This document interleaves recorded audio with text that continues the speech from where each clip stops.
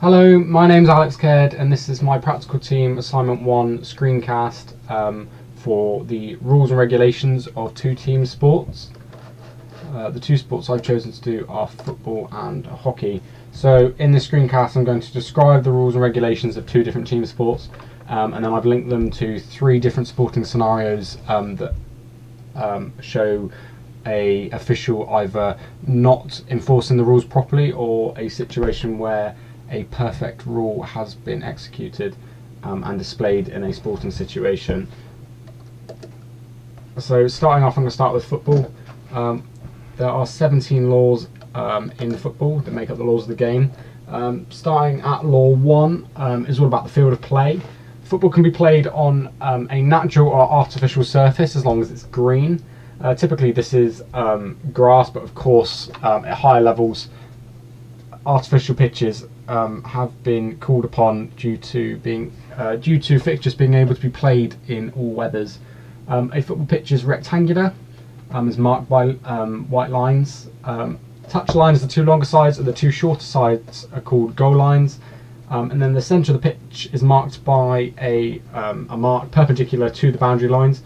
So the centre point is known as sort of the centre spot. Is surrounded by a centre circle with a radius of 10 yards, which is also 9.15 metres. And then the touch line is required to be longer than the goal lines, hence why the pitch is rectangular. The touch lines have to be between 90 metres and 120 metres, and then the goal line width has to be between 45 metres and 90 metres. Of course, they can't both be 90, otherwise that would make them a square. Easiest way to remember these is 90 metres is for 90 minutes of play, and then 120 is like with extra time, and then of course 45 is 1/2 and 90 is like the full game, so that was like an easy way to remember it. And then in each corner of the pitch a flag post with a minimum height of 1.5 metres must be placed to show the corners of the pitch, and then around the corner must have an arc with a radius of 1 metre drawn inside of the field of play. This is to show where the ball can be placed at a set piece corner kick. And then in football, the pitch has a goal area and a penalty area. The goal area is the smaller rectangle, which is around the immediate goal mouth. It extends 5.5 metres outwards from the insides of the posts, 5.5 metres into the pitch, and then that line is then joined by a line parallel to the goal line to create a smaller box. And then the larger penalty area is marked by lines that extend 16.5 metres from the insides of the goal posts and then extend into the pitch perpendicular to the goal line, and a further 16.5 metres, and then this line is then joined up by another line parallel to the goal line. To make that a bit simpler, I do have a picture of it here. So as you can see, if I just get my laser thing, so as you can see here, the goal would be here, the two posts would be here, and then this is your original goal box, goal line. So the box is here. And then this would extend, and then of course 5.5 metres out, 5.5 here. That is your goal area, and then from the inside of the post, it's easier on this side. From the inside of the post, 16.5 metres, and then a further 16.5 metres out, and then obviously that's drawn by this perpendicular line here. This area here is your penalty area. This area here is your goal area, and this very small rectangle here represents the goal. So if we skip it back. The final notes to make on the field of play: a goal must be placed centrally to the pitch on each goal line. It's pretty self-explanatory. That's how the players score. The goals need to be 7.32 metres wide from inside post to inside post, and height-wise they need to be 2.44 metres tall from the ground to the underside of the crossbar. Goals must be secured to the playing surface for safety. It's specified in the rules that portable goals can be used if they meet this requirement during play. And then back to that photograph there. Rules and regulations about the ball, which is law 2. The ball must be of a spherical shape and made either of leather or another regulated material. The ball must have a circumference of between 70 centimetres and 68 centimetres. This is typically a size 5 football. And it must weigh between 410 grams and 450 grams at the start of the game. This is because during a game the ball may take in water if the surface is wet, and it can become a bit heavier. And then if the ball becomes defective during play, so if the ball pops or padding comes off, play is stopped and a drop ball is conducted where the play was stopped when the ball became defective by the referee. And then the ball can only be changed with a decision and authority of the referee. Law 3 is about the number of players. Football's played with 2 teams of 11, one of which is designated to be the goalkeeper and have goalkeeper privileges where they can use their hands to save the ball. And then a game cannot begin if either team is less than 7 players. If a game is being played and due to injury or cautions a team ends up with less than 7 players, the game must be abandoned. In official competitions, there's a maximum of 3 substitutions. So in professional play, once a player's been subbed on, they cannot be subbed off. They cannot be subbed back on. They can't do rolling substitutes. This only really applies to very low-level grassroots football. The correct substitution procedure must be observed. The referee will stop play whenever the ball next goes out of play, and signal to the 4th official that there will be a sub. The player being subbed on will make their way to the halfway point and have their equipment checked by the 4th official, and then the player cannot enter the field of play until the substituted player has left the pitch. Of course, a player entering the field of play without the referee's permission can result in a caution, which we'll cover later on. And a player may be sent off before kick-off, but they can be replaced with a named substitute. Law 4 is all about the player's equipment. So you'll have a football shirt and shorts. Undergarments must be the same as the main colour of either the shorts or the shirt. Shin pads, they must be covered by the socks and provide suitable equipment, or what is deemed suitable by the officials. The rules state you need appropriate footwear for the surface. In professional play, this is studded boots. They cannot be sharp to touch, and they must not endanger the opposition. And then teams must wear colours that distinguish them as different. Goalkeepers must wear a different colour from outfield players, just to show that they, of course, are the designated goalkeepers, and of course all the players must be different from all officials and sideline staff. Law 5 is all about the referee. The referee is basically there to enforce the laws of the game and act upon them accordingly. They also have a responsibility to stop play if a player is deemed to have suffered a serious injury, such as a head injury, and that they are removed from the field of play to receive the correct treatment. And then overall, the referee's decision is final. They only, in very rare situations, they may change the outcome of a decision if they have not restarted play or terminated the match according to the decision they have made. So for example, if a goal is scored and then disallowed, if they haven't already taken the kick-off, the goal can be refused to count. And then Law 6 is about the assistant referees. The main jobs of the assistant referees is to indicate when the ball is deemed out of play, either for a throw-in, a corner or a goal kick. And then they'll also give a signal on how the game can be restarted, so they can signal which way the throw-in will go to either the attacking or defending team. And then they may signal for offences that are closer to them. This normally happens at high level football. Grassroots football, this definitely doesn't happen because you do not have neutral assistants. The main one that linesmen, assistant referees look for is offside. Law 7 is about the duration of the match. Football is played with 2 halves of 45 minutes. The half-time interval, which is required, must not exceed 15 minutes. And then penalty kicks may extend time as they need to be completed. So for example, if the full 45 minutes of the first half has been played but a penalty is about to be taken, play cannot be stopped until the penalty has been completed successfully, whether the ball goes in or not. Law 8 regards the start and restart of play. To start the game, there will be a coin toss, normally between captains, to determine who kicks off first. Kick-off occurs at the start of a match, after a goal is scored, at the start of the second half or the start of extra time. Basically, the ball starts on the centre circle and a player must tap the ball forward. They cannot play the ball twice until it's touched a teammate or an opposing player. And then all players must start in their own respective half, and they cannot enter the centre circle. The ball is in play when it goes forward, and a goal can be scored directly from a kick-off. I know Denver Bard did this a few seasons ago. It sometimes happens, it's very rare, but it can catch goalkeeper off guard. And then if touched twice by the same player, an indirect free kick is awarded, as it hasn't been a direct offence to a player. We'll cover indirect free kicks slightly later on. The ball in and out of play is what is specified in Law 9. The ball is considered out of play when it's completely crossed the goal line or touch line, either in the air or along the floor. and the referee has blown his whistle to stop play. In professional play, to keep it moving, sometimes the referee may not be required to blow his whistle. It's sort of an either or, because potentially there could be a situation where the referee deems the ball to have gone out of play. So if he blows the whistle, he has called the ball out of play. The ball is still in play if it rebounds off a goalpost, crossbar, corner flag, or official. This happens quite a lot when it bounces off officials, especially at the pace of professional football. Unfortunately, there's no way we can stop the ball without disadvantaging either side, so play has to continue. The method of scoring. A goal is scored when the whole ball crosses the goal line, in between the goalpost and underneath the crossbar. Sounds really simple.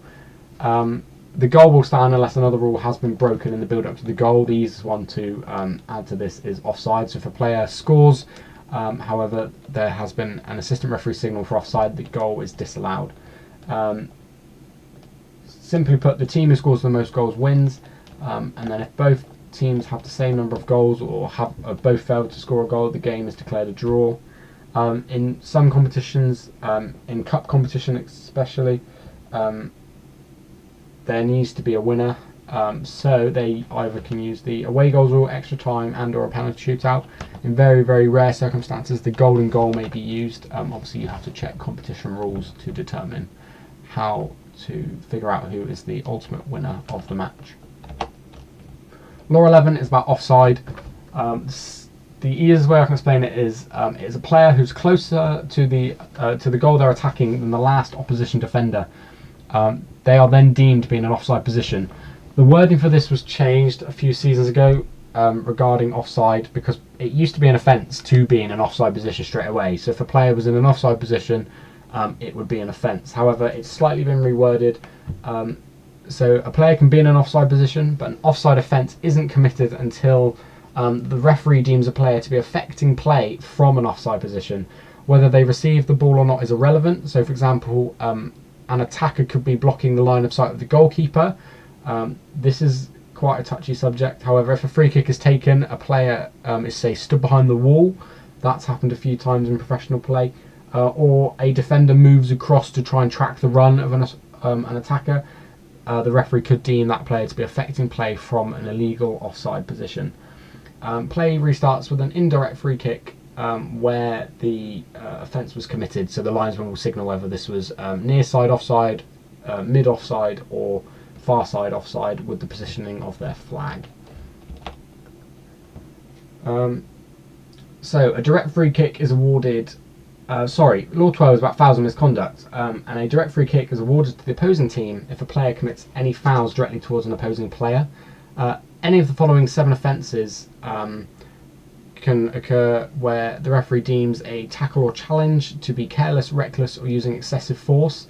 Depending on how badly it is, it can also result in the type of caution. So for example, if a player kicks or attempts to kick an opponent, trips or attempts to trip an opponent, jumps at an opponent, charges at an opponent, strikes or attempts to strike an opponent, such as trying to punch someone, pushes an opponent, or tackles an opponent with excessive force, this results in a direct free kick. And then a penalty kick is awarded if any of the offences of a direct free kick are committed within a player's own penalty area against an opponent. Indirect free kicks are awarded for anything that infringes anything I've just stated about Law 12 that does not directly affect an opposition player. So for example, if there's been an injury and players had to be stopped, a drop ball or indirect free kick may be issued. So for example, a goalkeeper holding the ball in his hands for longer than 6 seconds hasn't been directly inflicted upon opposing player. The keeper has just broken a rule that isn't specified by Law 12. Therefore, a direct free kick will be given. A direct free kick is required to touch another player before it enters the goal, hence the term indirect. The referee will signal this by raising their arm straight up in the air and then lower it as soon as the ball has hit another player and is deemed in play.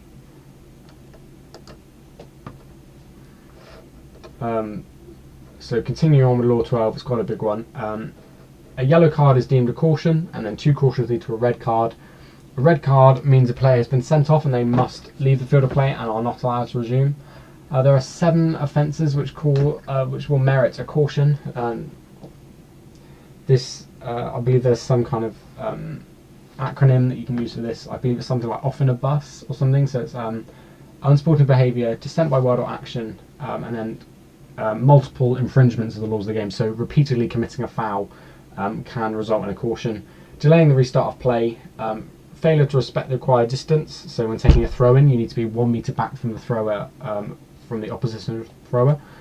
If you fail to respect this, you can be cautioned. Entering or re-entering the field of play without the referee's permission. This can be substitutes, this can be an injured player getting back on the field. And then at the same time, you can also be booked for deliberately leaving the field of play without the referee's permission. I believe Kevin Prince Boateng was booked a few months ago. He felt that he was being racially abused by the crowd. He decided to walk off the pitch, and instead of the Italian, I believe it's the who was he playing for? It doesn't matter, but instead of the Football Association backing him with his decision, he was subsequently booked for leaving the field of play without the referee's permission. Hence him continuing to carry on with the game. Football regulations regarding free kicks is specified under Law 13. Direct or indirect. So the ball must be stationary from where the offence was committed. That works for direct and indirect. A direct free kick can go straight into the opposition goal. However, if the ball goes directly into your own goal, a corner is awarded. This is because you cannot disadvantage yourself from your own free kick, as it's meant to be your advantage. An indirect free kick must make contact with another player before a goal is scored, hence indirect free kick. If the ball does go directly into the opposition's goal, a goal kick is awarded. You shouldn't kick the ball straight into the goal. It's an indirect free kick. The ball hasn't gone into play yet. But then if the ball goes into your own goal again, a corner kick is awarded, as you cannot disadvantage yourself from a set piece that has been awarded to you due to a foul. The penalty kick is specified under Law 14. A penalty is awarded. If a direct free kick offence is committed in a player's own penalty area. The ball is placed stationary on the penalty mark, and we need to make sure the penalty kicker is properly defined. There has been a few instances where a player has run from a ridiculous angle to try and put the goalkeeper off. And then the goalkeeper must remain on their goal line. If they come out, it considerably shortens the window of opportunity for the striker to score. All other players on the field of play must be outside of the penalty area, behind the alignment of the penalty mark, laterally, and or must be at least 9.15 metres away from the penalty mark. The throw-in. Throw-in is awarded to the team when their opposition's contact with the ball causes it to leave the field of play via a touchline. The throw must be delivered from over the head from both hands, facing the field of play. Both feet must either stay on the touchline or behind it. Opposition players must remain, I apologise, I correct myself from earlier on, must remain 2 metres away from the thrower, and the ball is in play as soon as it crosses the touchline. It was 2 metres away, not 1 metre away. My mistake. However, this is how we get the ball back into play.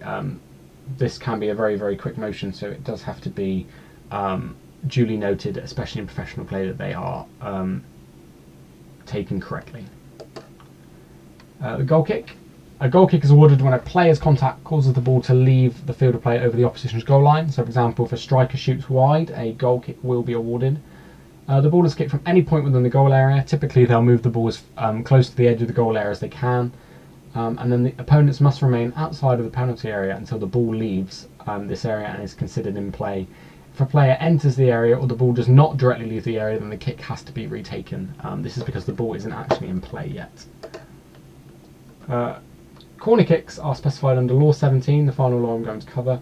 A corner kick is a method of restarting play when a player has knocked the ball out over the goal line they are defending. So, for example, if a striker has a shot, it ricochets off a defender and over the goal line, a corner kick is awarded.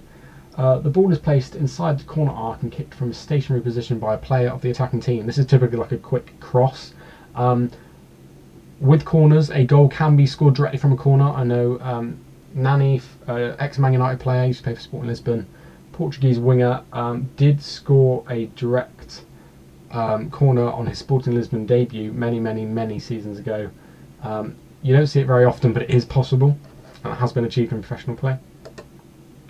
Moving on to football rules, the first example I have here is a bad offside decision that was broadcast in the MLS. I believe it's the Newcastle Jets that suffer from this decision. So I'll let it play through. Interesting. Alessi just backed off and Hall sensed the opportunity. He's got him for pace. And now Hall looking for Montagno, who's going to have a tap in. It's going to be 2-0 to the Newcastle Jets. Oh, hang on a minute. Hang on a minute. Offside flag up against Montagno. Oh, how could that have happened? So if I just mute the video here, as we can see, the goal was disallowed, and I will pause it. At the point in which the ball was played, I believe Montagna, so we stop here, so as close as I'm going to get it. Using my, see if I can get, oh no, bear with me. There we go. So what I'll do, I'll get the position back for you. So this was incorrectly given offside.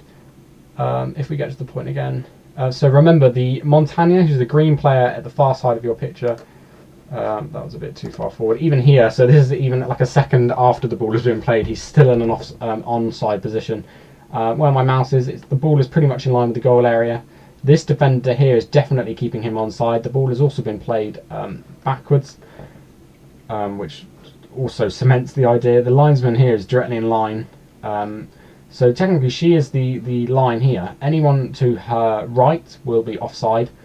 This player is definitely onside just here. So if we carry on playing it through, you can see this is not on the far side. As soon as he touches the ball, she does raise her flag, and then once the goal has gone in, it's disallowed.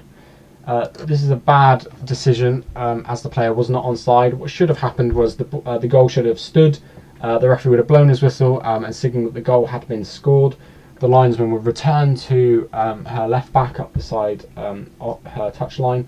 The referee would then return to the middle with the ball, and the red team, I unfortunately don't know which team it is, but the red team would have then taken a kick-off from the centre, and play would have resumed, having an extra goal for the Newcastle Jets. The second one, this is almost like a trademark for Nigel de Jong now. This was in the 2014 World Cup, where Howard Webb cautions Nigel de Jong for an absolutely horrendous challenge, which more than likely should have been a sending off. Tinger and Matt Tyson did their best to gobble him up. Oh, Onso has been caught, and very heavily indeed, and that's got everybody on the Spanish bench up to their feet. Big decision here. The yellow's out. Yeah, it's another yellow. Nigel de Jong has shown it. That's the first one that. So as you can see, it was quite quick. However, I do believe they show another angle of it here. Basically, the ball went up in the air. Xabi Alonso, absolutely amazing player, went in to head the ball. If we just pause it here, you can see Xabi Alonso's eyes were looking at the ball. He was winning the header. The ball was up in the air. Nigel de Jong here doesn't appear to be looking anywhere near the ball at all. His foot is raised, it's high, studs are up, and in my eyes he's used excessive force and has not played the ball at all. This is incredibly dangerous. Any higher up and it would have gone into his face as Xabi Alonso was going in for a header. I'm going to just let this play through. Xabi Alonso is injured massively. I can't remember how long he was off the field of play for. I still believe Nigel de Jong wasn't playing the ball. Howard Webb results in a yellow card. The play, a free kick was given to Spain. However, I believe Nigel de Jong should have received a red card, and play would have resumed the same. However, the Netherlands would have been down to 10 men on 30 minutes of play. This could have affected the game drastically. I do believe Spain went on to win this one, as they did win the World Cup overall. However, this may have put them in a better position and could have affected the Netherlands' efforts in the tournament. So I believe Nigel de Jong should have been sent off there. Therefore, I believe Howard Webb was a bit too lenient with his decision. This is a penalty that should have been retaken. This was just after Luis Suarez joined Barcelona, and this was hailed as a really clever penalty in the spirit of Johan Cruyff. I will let this run through. Here we go, I'll bring this up for you, bear with me.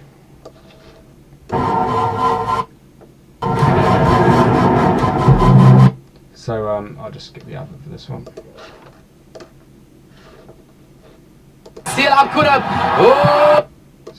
ثم الآن عنده فرصة ليسجل هدف رابع. So as you can see, Messi knocks the ball much like Johan Cruyff did in his playing days, and taps the ball to Luis Suarez to score. There is a point in this video where you can see where there was a mistake. The referee should have had this penalty retaken, and I believe it's on 26 seconds, so I will do my very best. So if I paused it here, thank God I've nailed it. As you can see here, I know it's very small, in the top of your picture, Luis Suarez is, so